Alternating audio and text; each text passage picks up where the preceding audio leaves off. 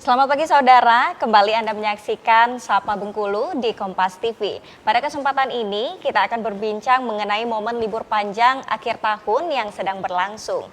Di balik kelancaran momen libur kali ini ada sejumlah pihak yang turut serta menjaga kondusivitas dan keamanan, salah satunya pihak kepolisian. Untuk itu kita membahas lebih dalam, saya sudah bersama dengan Bapak Kapolresta Bengkulu, Kombes Sudarno. Halo Bapak, apa kabarnya hari ini? Selamat pagi, Iya. Alhamdulillah baik pagi hari ini, walaupun cuacanya masih agak mendung ya. Iya Pak, Hujan. tapi tetap semangat ya Pak ya. Oke baik, sesuai dengan tema perbincangan kita kali ini ya Pak, mengenai kondusivitas di libur akhir tahun yang kita ketahui polisi tengah menggelar operasi lilin secara serentak di seluruh Indonesia ya Pak untuk pengamanan perayaan Natal dan Tahun Baru. Untuk itu terkait dengan hal tersebut bagaimana pelaksanaan operasi lilin di Kota Bengkulu Pak? Ya, untuk di Kota Bengkulu, karena Kota Bengkulu ini merupakan barometer di Provinsi Bengkulu. Biasanya juga kalau liburan, terutama juga libur tahun baru, kemudian lebaran dan lain sebagainya, itu masyarakat berbondong-bondong ke Kota Bengkulu untuk merayakan termasuk rekreasi, kemudian masyarakat juga dari luar kota, dari Jambi, kemudian dari Sumsel dan sekitarnya itu banyak ke Bengkulu untuk merayakan Tahun Baru. Nah, untuk mengantisipasi hal tersebut, kita dari kepolisian khususnya di Polresta Bengkulu telah menyiapkan beberapa kegiatan karena kita juga masuk di dalam operasi lilin Nalas 2025. Kemudian untuk mengantisipasi hal-hal yang tidak kita inginkan, kita sejak awal sudah mempersiapkan pola-pola pengamanan, khususnya kalau kemarin kan ini sudah pengamanan Natalnya sudah agak lewat. Nah, sekarang kita fokus ke pengamanan di objek-objek wisata, kemudian tempat-tempat hiburan, termasuk mal, termasuk juga perjalanan mobilitas dari Kota Bengkulu ke luar kota atau dari luar kota ke Bengkulu. Nah, berkaitan dengan itu kita di Kota Bengkulu ini kita mendirikan beberapa pos. Pos utamanya itu ada 4, yaitu pos di Pantai Jakat, kemudian pos di Pantai Panjang, kemudian di bandara, terus kemudian yang keempat di tol. Selain itu kita juga mendirikan pos taktis, gimana pos taktis ini fungsinya membantu dari pos induk yang ada 4 tadi, karena tidak tertutup kemungkinan juga nanti di spot-spot tertentu, khususnya di sepanjang Pantai Panjang itu banyak massa yang datang ke sana, sehingga kita memerlukan pos-pos taktis yang nanti akan membantu pergerakan masyarakat yang akan ke Bengkulu. Nah, khusus nanti untuk menjelang tahun baru, dan ini juga sudah mulai ramai gitu kan. Khusus nanti menjelang tahun baru di tanggal 30, 31 sampai nanti malamnya, kemudian tanggal 1. Karena libur ini sampai hari Minggu ya, sampai tanggal 5, Rabu, Kamis, Jumat, Sabtu itu kemungkinan masih ramai gitu kan. Walaupun operasi itu berjalan sampai dengan tanggal 1, tanggal 2 selesai, tetapi kita akan masih berlanjut sampai hari Minggunya. Karena tidak tertutup kemungkinan masyarakat masih melakukan aktivitas, terutama di tempat wisata. Kemudian berkaitan dengan itu kita juga melibatkan banyak personil, baik itu personil Polres maupun personil Polda yang di BKU-kan ke Polres. Karena Polres sendiri untuk operasi itu personil yang terlibat 112, kemudian ini nanti ada bintara-bintara remaja juga yang baru lulus itu nanti di BKU-kan ke kita itu ada 109 personil. Nanti kita juga akan sebar, selain itu juga nanti dari Direktorat Lalu Lintas, kemudian dari Direktorat Samapta, kemudian Polair juga akan membantu kita di dalam mengamankan masyarakat. Harapan kita, masyarakat yang berkunjung ke Bengkulu itu tetap aman, kemudian nyaman, bisa melakukan aktivitas apapun di Kota Bengkulu ini, sehingga kita dari Polresta Bengkulu menjamin dan memastikan bahwa situasi Bengkulu tetap aman.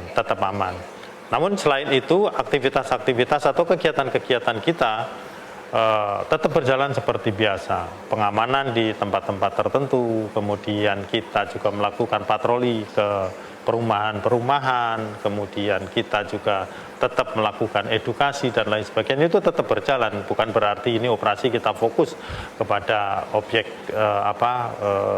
tempat hiburan, wisata, tetapi masyarakat tetap aktivitas-aktivitas yang lain tetap kita akan lakukan. Iya, Oke, baik. Ini operasi lilin ini kan berjalan dari tanggal 20 Desember sampai dengan 2 Januari ya, Pak ya? Oke. Selain pengamanan perayaan keagamaan dan pergantian tahun, momen libur akhir tahun ini juga kan identik dengan meningkatnya kunjungan wisata ya, Pak ya. Lalu untuk menghadapi momen libur akhir tahun ini, kita ketahui betul ya, Pak, bahwa Kota Bengkulu ini jadi tujuan wisata dari dalam maupun luar daerah ya, Pak ya. Mengantisipasi lonjakan pengunjung di lokasi wisata agar tidak terjadi hal-hal yang tidak diinginkan ya, Pak. Seperti apa upaya dari pihak kepolisian, Pak? Nah, upaya-upaya kita dalam rangka kita mengantisipasi kunjungan wisata yang cukup besar, terutama di sepanjang Pantai Jakat, itu kita di sana telah menempatkan personil. Kemudian selain itu kita jauh-jauh hari juga sudah memberikan himbauan secara baik itu melalui media elektronik, kemudian kita juga memasang spanduk-spanduk himbauan karena memang di sepanjang Pantai Panjang itu kan rawan untuk terutama orang yang berenang. Di sana dilarang untuk berenang karena memang situasi pantainya cukup bahaya. Kalau di Pantai Jakat itu masih memungkinkan untuk masyarakat untuk berenang, tetapi kita juga tetap mengantisipasi kalau misalkan ada angin kencang, kemudian gelombang agak tinggi, kita akan nanti juga akan batasin gitu masyarakat yang akan melakukan aktivitas terutama di air. Nah, upaya-upaya itu kita unit-unit patroli sepanjang pantai itu kita sudah bentuk gitu kan. Mulai dari Pasir Putih, kemudian Pantai Berkas, kemudian Pantai Jakat, itu nanti akan ada unit-unit yang akan patroli, kemudian mengingatkan masyarakat supaya masyarakat tetap merasa nyaman, aman selama melakukan aktivitas di sepanjang pantai. Nah, ini informasi juga untuk masyarakat, khusus nanti menjelang tahun baru tanggal 31, kita juga akan memberlakukan pola rekayasa lalu lintas terutama di sepanjang pantai. Nah, di sepanjang pantai nanti akan kita jadikan satu arah. Jadi masuknya nanti masyarakat itu mulai dari Pasir Putih itu boleh masuk, kemudian terus nanti keluarnya bisa keluar di Geragi, itu bisa dikeluarkan, atau nanti bisa keluar juga di ini dekat Polres di Benteng Marlborough, kemudian boleh masuk lagi ke Pantai Panjang itu lewat sini Benteng Marlborough, terus nanti keluarnya di Sungai Hitam, keluarnya di Sungai Hitam atau di pemandian Tirta Amerta, itu boleh. Itu nanti kita bikin satu arus. Kenapa kita bikin satu arus? Itu untuk mencegah terjadinya stuck kendaraan. Jangan sampai nanti jalannya pengunjungnya terlalu banyak, kemudian jalannya macet, itu juga akan mengganggu aktivitas masyarakat. Nah, pola-pola pengamanan ini sudah kita terapkan dan akan kita terapkan, nanti akan kita kawal secara terus-menerus, baik itu melalui jajaran lalu lintas nanti yang akan terutama mengatur jalur, kemudian juga di sepanjang pantai nanti ada unit-unit dari Sabara, Samapta, itu nanti akan di sana, kemudian dari Polda juga ada dari Direktorat Pamofid, kemudian Samapta, kemudian nanti juga akan kita libatkan dari Polair. Moga-moga selama pelaksanaan perayaan Natal, Tahun Baru sampai nanti selesai itu bisa berjalan dengan aman. Aman ya, Pak. Oke, baik. Kita jeda sebentar, Pak, dari pertanyaan ini ke pertanyaan selanjutnya. Jangan kemana-mana, tetap di Sapa Bengkulu.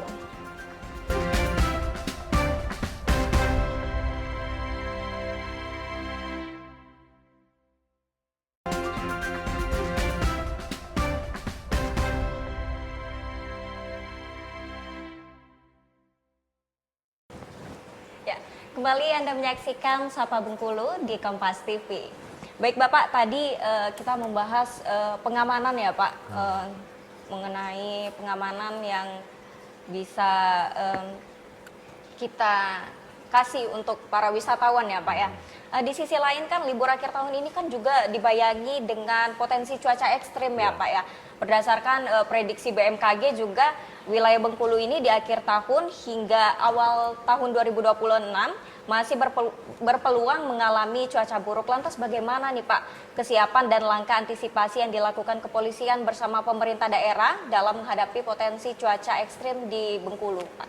Ya, kemarin kita sebelum pelaksanaan operasi, kita sudah mengumpulkan seluruh stakeholder termasuk dari pemerintah daerah, kemudian pemerintah daerah yang berkaitan dengan kalau misalkan terjadi bencana itu di sana ada BPBD, kemudian ada dinas PU, kemudian dinas sosial, kemudian dari Basarnas, kita sudah melaksanakan kegiatan termasuk dari BMKG, masukan dari BMKG kita digunakan sebagai acuan kita di dalam kita mengantisipasi kalau nanti terjadi bencana. Moga-moga ke depan ya tidak ada bencana gitu ya.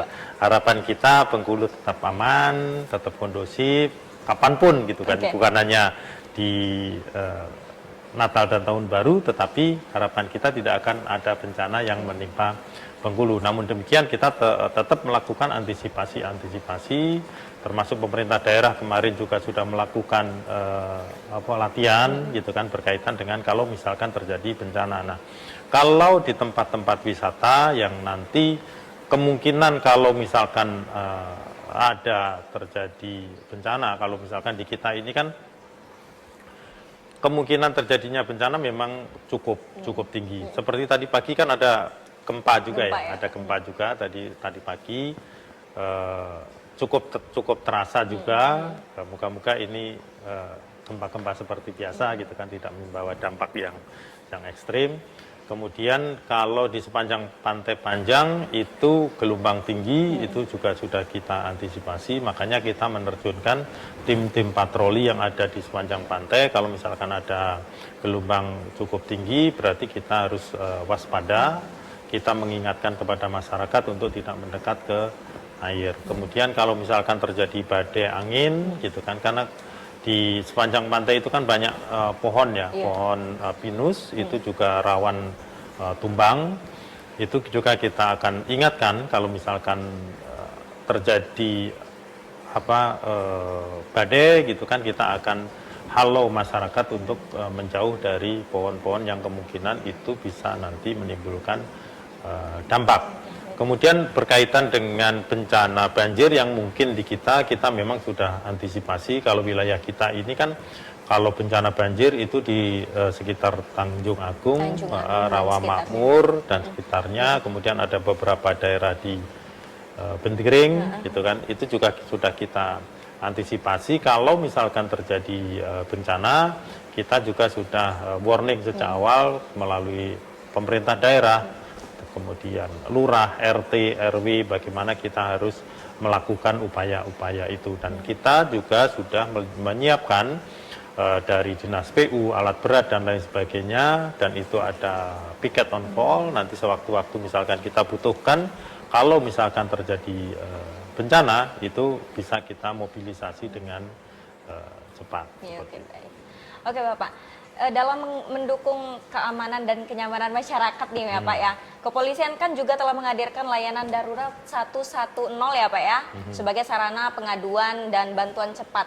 Sejauh ini, sejauh mana layanan 110 ini Pak dapat dimanfaatkan oleh masyarakat, dan apakah layanan tersebut juga bisa digunakan oleh pengunjung atau wisatawan yang mengalami persoalan saat liburan di Kota Bengkulu Pak? Ya, layanan 110 itu layanan kepolisian di mana kita masyarakat itu bisa mengakses langsung, dan itu bebas pulsa dari HP kita, dari rumah juga bisa langsung dipencet 110 ke kita, karena layanan 110 itu merupakan layanan kepolisian yang real time. Kita bisa telepon, kalau kita mengakses itu Nanti titik koordinatnya juga sudah terpampang nanti di monitor kita, di tempat kita, di call center kita itu sudah ada. Kemudian kita juga akan memberikan respon dengan cepat. Sampai saat ini, 1 bulan terakhir, 1 Desember sampai tanggal 25, kan tercatat tuh Mbak ya, tercatat. Itu ada 152 call. Namun demikian masyarakat ini masih hanya coba-coba. Jadi masih hanya coba-coba, kemudian ada miss call, ada panggilan yang tidak berguna seperti itu. Walaupun demikian tetap kita akan layani. Itu akan tetap kita layanin. Moga-moga nanti ke depan kita bisa melakukan edukasi, dan edukasi itu kita lakukan terus. Kemarin kita menyebar 1.000 pamflet yang stiker kita tempelkan di semua pos kampling, termasuk di tempat-tempat umum, kemudian di tempat-tempat tertentu yang bisa dilihat oleh masyarakat, kemudian di spanduk-spanduk, di pinggir-pinggir jalan, di billboard. Selain itu kita juga kerjasama dengan Telkomsel, kita memberikan SMS blasting ke seluruh masyarakat supaya masyarakat tahu gitu kan, teredukasi. Sehingga kalau misalkan masyarakat menemukan permasalahan apapun, langsung itu cepat bisa cepat bisa call ke 110. Nah, berkaitan dengan itu kita juga kita sambungkan nanti mobil kita. Jadi mobil kita patroli itu kita sudah pasang GPS juga, sudah kita pasang kamera on board, sehingga antara layanan 110 dengan mobil patroli itu bisa terkonek.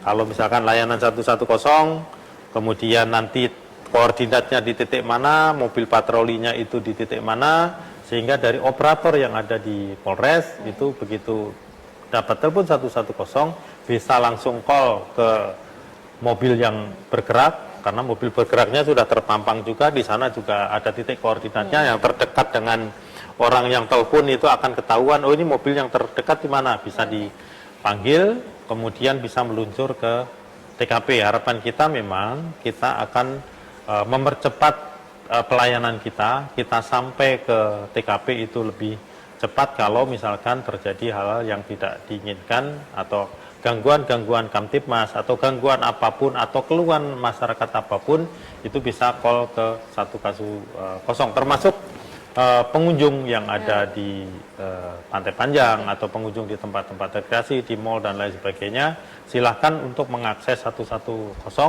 nanti akan kita layani. Oke. Berarti masyarakat semua masyarakat bisa itu ya Pak ya, bisa bisa mengakses. Bisa mengakses ini ya Pak ya. Dari manapun bisa. Okay. Dari kebun, dari kamar mandi pun bisa mengakses 110 gitu. Berarti untuk wisatawan juga kan tidak perlu worry juga ya Pak ya, untuk berkunjung ke Bengkulu gitu kan ya. Gitu. Mungkin pemirsa kita jeda sebentar, kita lanjut lagi nanti. Jangan kemana-mana, tetap di Sapa Bengkulu.